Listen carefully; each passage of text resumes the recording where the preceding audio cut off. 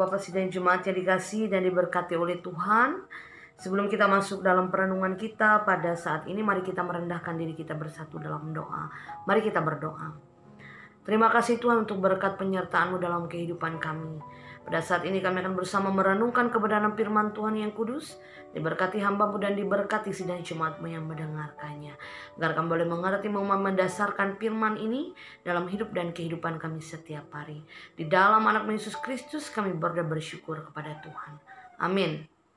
Nas yang menjadi dasar perenungan kita pada saat ini diambil dari Kolose pasal yang kedua ayat yang ke-16 dan Kolose pasal yang ketiga ayat yang ke-4.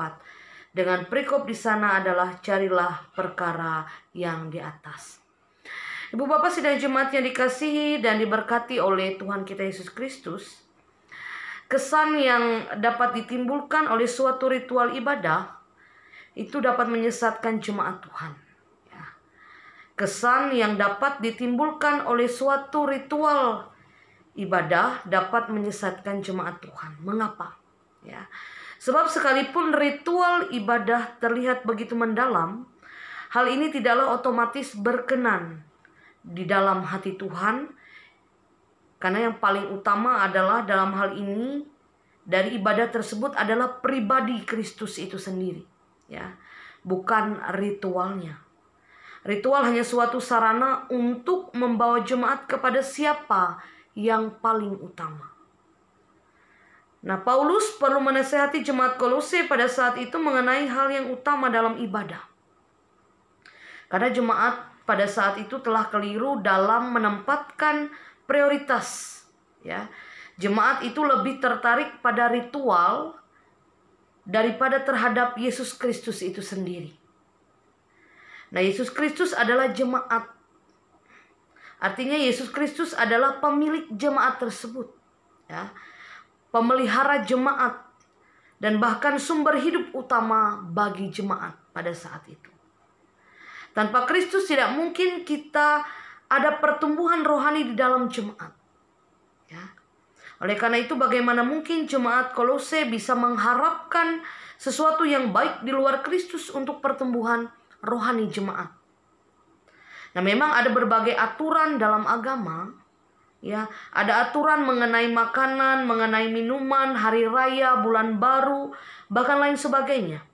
Akan tetapi mengapa jemaat perlu bersedia dipengaruhi? Mengapa jemaat bersedia dipengaruhi oleh aturan-aturan tersebut? Sementara Allah sendiri tidak menghendakinya dalam kehidupan jemaat pada saat itu.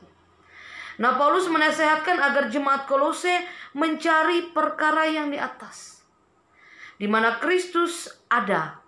Artinya jemaat harus mencari hal-hal mulia yang berkenaan di hadapan Kristus. Paulus berharap agar jemaat Kolose dapat sehati sepikir dengan Kristus. Nah, kemuliaan Kristus itulah yang memimpin kita dalam ibadah yang benar. Kristus melalui firman-Nya akan mengajarkan kita untuk menaikkan ibadah yang benar, berkenan di hadapan Allah itu sendiri. Nah, ibadah yang benar harus ditunjukkan kepada Bapa dengan tuntunan firman dan pertolongan dari Roh Kudus. Nah, jika ibadah yang kita jalankan itu benar, maka kita tidak akan mungkin keliru dalam menyembah. Kita pasti akan menyembah Allah di dalam Yesus Kristus. Dan pada saatnya nanti kita akan hidup diubah menjadi suatu hidup yang memuliakan Allah, yang menjadi berkat bagi sesama manusia di sekitar kita. Tuhan memberkati kita dengan firman-Nya. Amin. Mari kita bersatu dalam doa. Allah Bapa yang bertata dalam kerajaan surga, yang kami sembah dalam Yesus Kristus, terima kasih untuk firman yang boleh kami dengarkan.